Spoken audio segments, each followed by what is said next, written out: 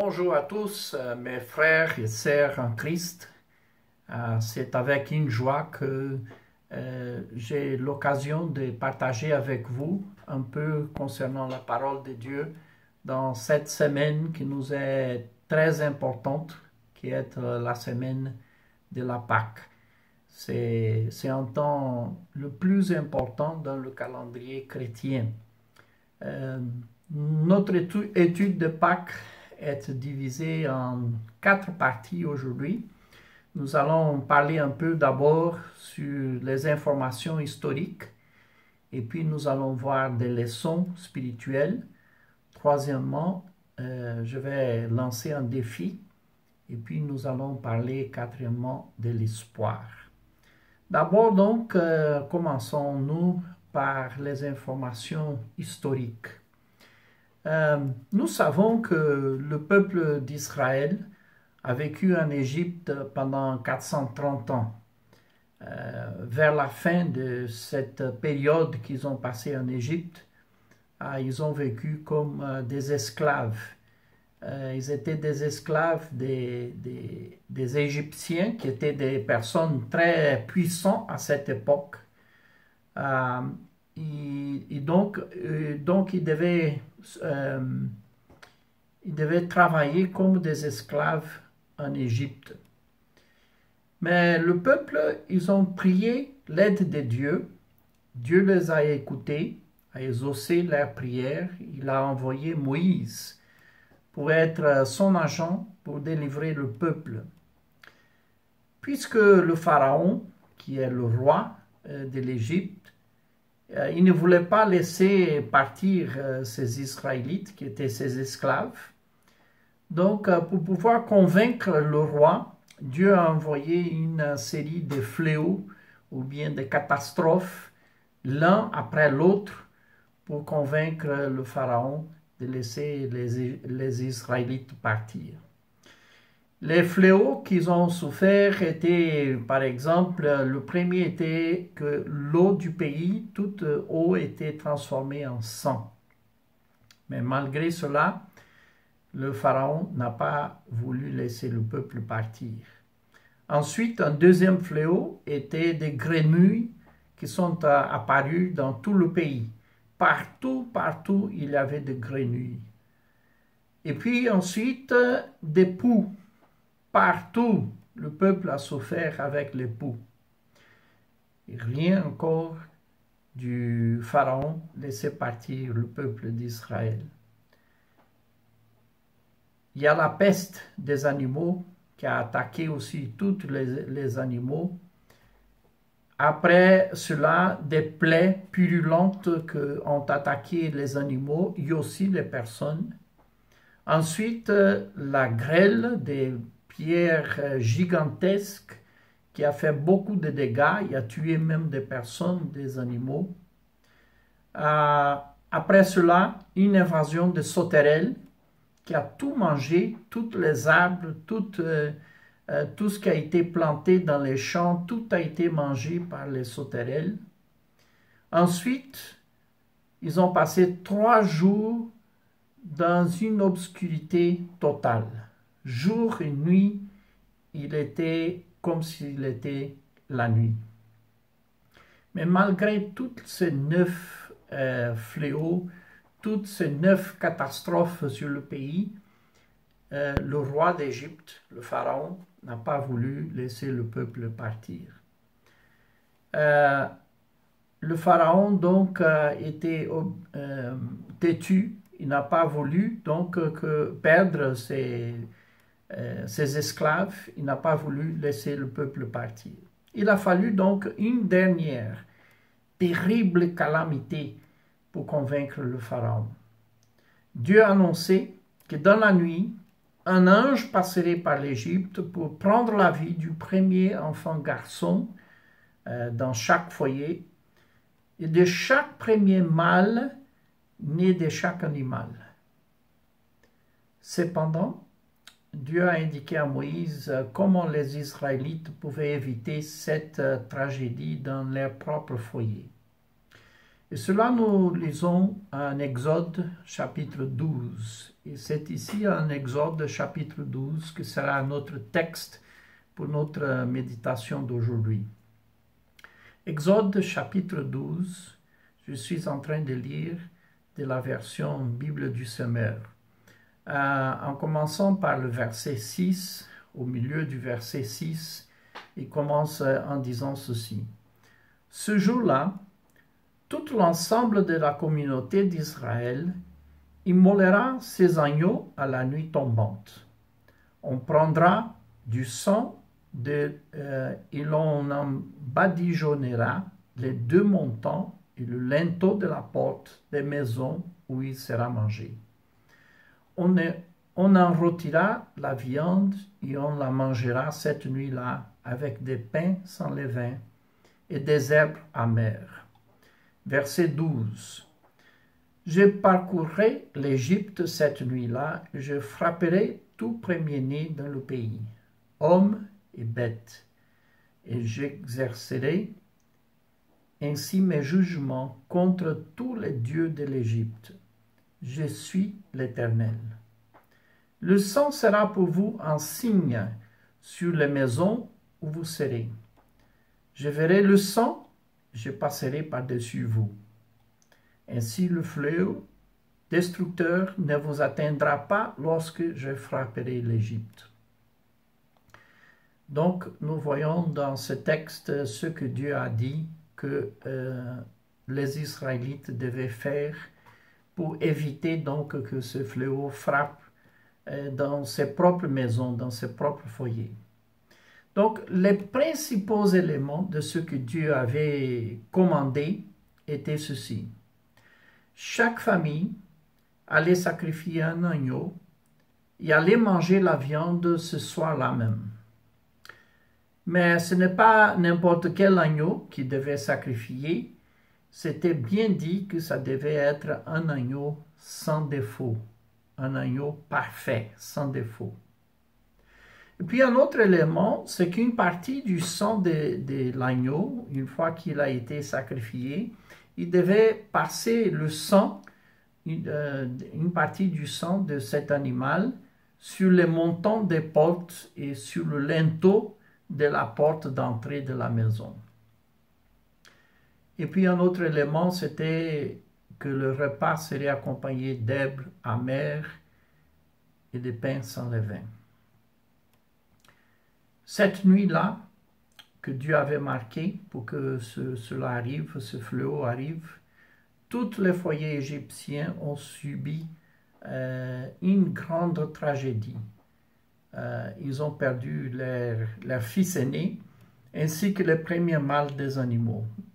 Toutes les maisons, tous les foyers égyptiens ont subi cette tragédie-là. Tous les Israélites ont obéi à Dieu et ont été épargnés. Et donc, cela est la première Pâque. C'était la Pâque. Les Juifs l'appellent Pessa, ce qui signifie passer par-dessus.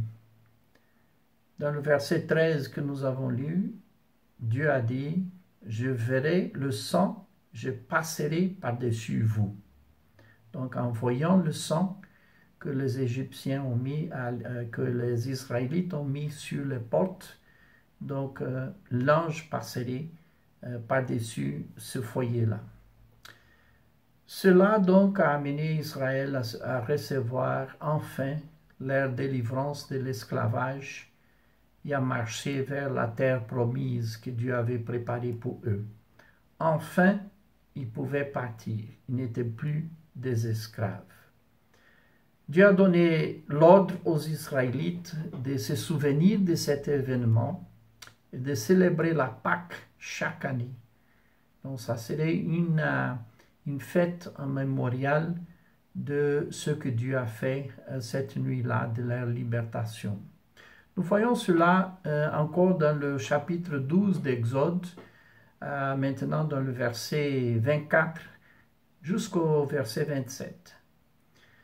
Vous observerez toutes ces prescriptions comme une institution pour vous et pour toutes les générations à venir. Lorsque vous serez arrivés dans le pays que l'Éternel vous donnera, comme il l'a promis, vous accomplirez cette cérémonie. Lorsque vos enfants vous demanderont ce qu'elle signifie pour vous, vous leur répondrez. C'est le sacrifice de la Pâque en honneur de l'Éternel qui a passé par-dessus les maisons des Israélites en Égypte lorsqu'il a frappé l'Égypte et qu'il a préservé nos familles. Le peuple s'agenouilla et se prosterna. Ça donc, c'est certaines informations historiques de ce qui s'est passé. Maintenant, nous allons en tirer certaines leçons spirituelles. Cet événement et aussi la célébration annuelle de la Pâque était plein de sens. Il servirait pour le peuple d'Israël comme une illustration indiquant la venue du Seigneur Jésus-Christ et le travail qu'il ferait. Par exemple, nous voyons l'agneau sacrificiel. Il symbolise le sacrifice que Jésus ferait pour l'humanité.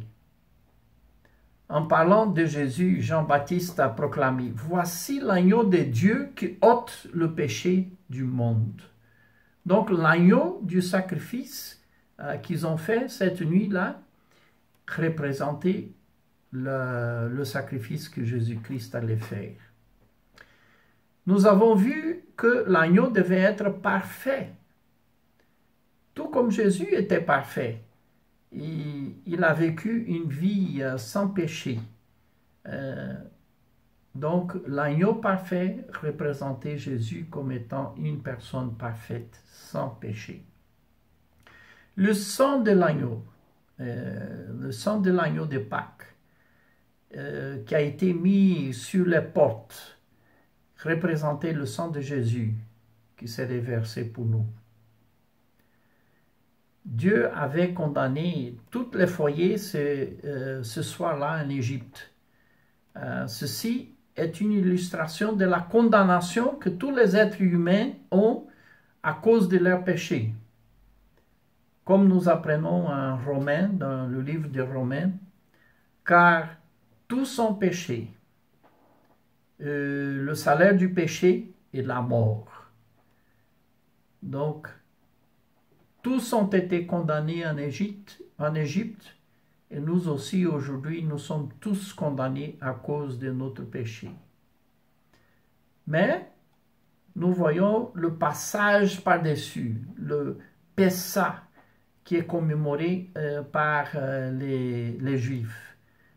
Dû à la présence du sang de l'agneau, donc la présence de ce sang a apporté une délivrance, un salut dans ces maisons-là. De même, tous ceux qui appliquent le sang de Jésus dans leur cœur sont également sauvés de la condamnation de leurs péchés. Nous avons aussi la libération de l'esclavage en Égypte qu'ils ont eu cette nuit-là. Cela représente aussi notre libération du péché.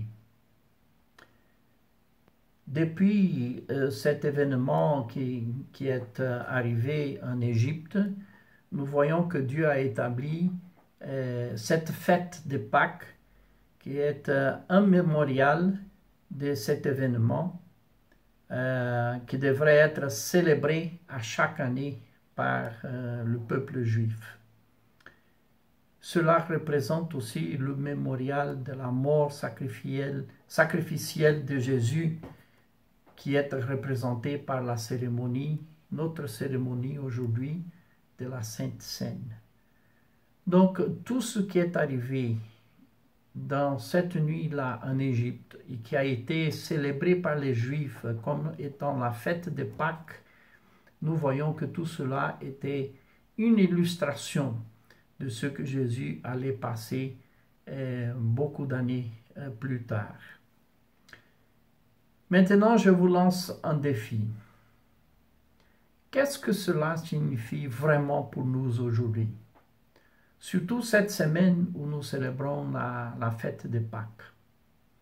Bon, d'abord, l'appropriation de la mort de Jésus pour le pardon et la délivrance de nos péchés et une vie nouvelle en Christ est une décision individuelle que chacun doit prendre.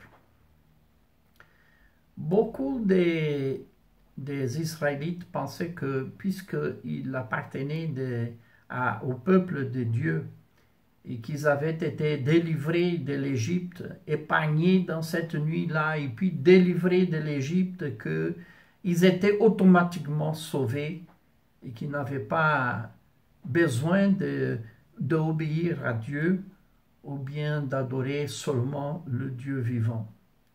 Et puisqu'ils n'ont pas compris cela, qu'ils devaient adorer seulement à Dieu, qu'ils devaient obéir à Dieu, beaucoup se sont perdus, malgré le fait qu'ils faisaient partie du peuple d'Israël.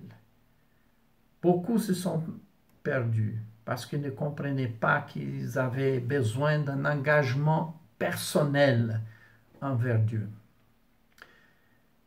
De même, aujourd'hui, il y en a beaucoup qui pensent que parce qu'ils sont nés dans une famille chrétienne ou bien qu'ils sont grandis dans l'Église, qu'ils sont déjà automatiquement des enfants de Dieu. Cela n'est pas vrai. Chaque personne doit prendre sa propre décision de recevoir ce sacrifice de Jésus-Christ comme étant pour ses propres péchés. Chacun doit prendre la décision de suivre Jésus-Christ et non dépendre de la foi des parents. Vous ne pouvez pas vivre de la foi de vos parents. Jésus a payé le prix de nos péchés, mais le sacrifice n'est pas valable pour nous si nous ne prenons pas cela par la foi et l'appliquons à notre vie personnelle par la foi. Il n'y a pas de meilleur moment de prendre cette décision, cet engagement à côté du Seigneur Jésus-Christ que dans cette semaine que nous sommes en train de vivre, où nous nous souvenons de la raison de la mort et de la résurrection du Seigneur Jésus-Christ. Mon défi pour vous aujourd'hui, c'est que chacun puisse voir sa propre condition spirituelle. Et si nécessaire, si vous n'avez pas encore pris cette décision, que vous puissiez prendre cette décision aujourd'hui, individuellement, en reconnaissant qu'il faut prendre le sacrifice que Jésus-Christ a fait sur la croix, qu'il faut prendre cela par la foi comme étant un sacrifice pour ses propres péchés, pour que vous puissiez aussi être sauvés. La dernière partie de l'étude, c'est l'espoir. Jusqu'au présent, nous avons parlé des choses qui ne sont pas très agréables. Nous avons parlé d'esclavage, de condamnation, de sacrifice, de mort, de sang. Mais malgré cela, Pâques a un autre côté aussi. C'est surtout un moment d'espoir. À la Pâques, les Juifs ont célébré leur liberté. La nuit où Jésus a été trahi, à la veille de sa crucifixion, Jésus a célébré cette fête de Pâques avec ses disciples, qui est communément connue aujourd'hui comme la dernière scène. Ce moment qu'il a passé avec ses disciples était justement la célébration de la Pâque, la célébration de cette libération du peuple juif de l'Égypte. Donc, le propre Seigneur Jésus-Christ a célébré cette fête de Pâques. Bien qu'il ait été crucifié comme sacrifice pour nos péchés, Jésus n'est pas resté mort. Il n'est pas resté enterré dans un tombeau. au troisième jour, il est ressuscité. Il est revenu à la vie. Il est ressuscité pour nous donner la vie. Et c'est ça la bonne nouvelle. C'est ça l'espoir que nous avons comme des chrétiens, comme ceux qui suivent à Jésus-Christ. Nous ne suivons pas un Dieu qui est mort. Nous suivons un Dieu qui est ressuscité. Ainsi, si quelqu'un est uni à Christ, il appartient à une nouvelle création. Les choses anciennes sont passées.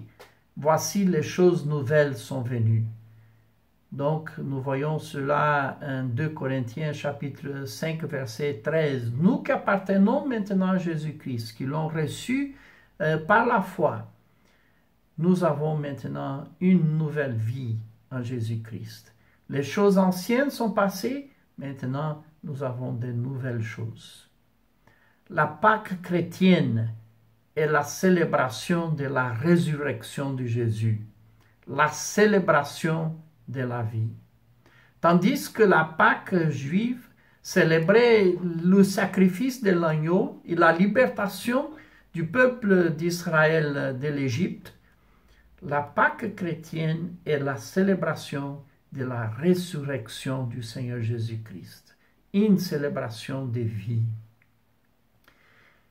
Il est venu nous donner la vie en abondance.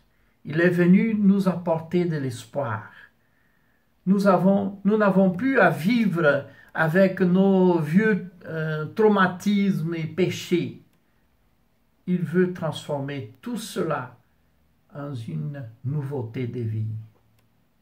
Pâques est l'assurance que nous n'adorons pas un Dieu qui est mort.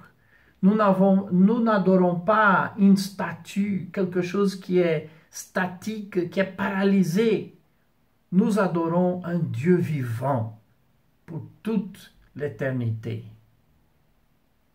Et ce Dieu-là, il sera toujours avec nous. C'est un Dieu puissant qui a vaincu la mort. Il sera toujours à notre côté. Donc, mes frères et sœurs, célébrons la résurrection de Jésus avec beaucoup d'enthousiasme. Prions.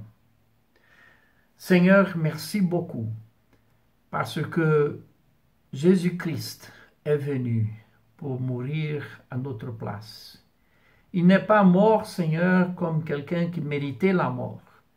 Il est mort comme quelqu'un qui était parfait, sans péché, mais qui a pris notre place dans la condamnation. Et à cause de son sang qui a été versé, nous pouvons avoir, Seigneur, le pardon des péchés. Nous pouvons être libérés, Seigneur, de cette vie de péché. Et nous te remercions pour ce que Jésus-Christ a fait pour nous et que nous rappelons, Seigneur, pendant cette semaine de Pâques. Et merci, Seigneur, parce que Jésus-Christ n'est pas resté mort dans un tombeau, mais, Seigneur, il est revenu à la vie, il est ressuscité pour nous donner aussi la vie, Seigneur. Et merci parce que nous avons cet espoir de vivre une nouvelle vie en Jésus-Christ, à cause de la résurrection de Jésus-Christ. Merci Seigneur pour cette semaine que nous avons, pour pouvoir nous rappeler de cela et pouvoir le fêter maintenant à la Pâque. Au nom de Jésus, nous prions. Amen. Que Dieu vous bénisse à tous.